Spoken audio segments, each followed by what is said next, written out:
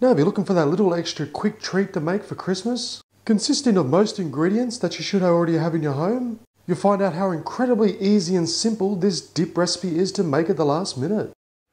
Now you're really going to love how fast and simple this recipe is. All the mixing is done in one bowl and it's ready to serve up. So into the bowl I'm going to place about 340 grams or 12 ounces of softened cream cheese.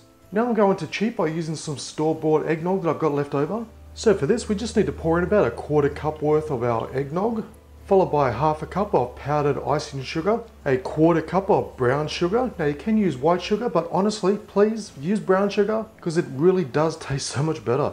Then a teaspoon of vanilla extract, a teaspoon of ground cinnamon, and about half a teaspoon of ground nutmeg. And that's it. It is that simple. So really now it's just a simple matter with a hand or stand mixer. We're just going to mix it up for a couple minutes until it's well combined.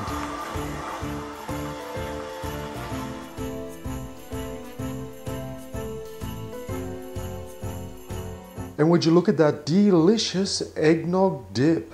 You're basically using up all the leftover ingredients that you'd have for Christmas. Now the only extra thing I've added, I've found these little gingerbread men in the shops, literally a couple of dollars. And I think there's about 100 in the bag. They're incredibly cheap, but they taste delicious. But you can use them with any type of cookie that you like. So as you saw, it is incredibly simple to make. From start to finish, it literally took me about 5 minutes. So it's the perfect last minute addition to add to your Christmas table. It's something everyone will love, but just remember one thing, no double dipping.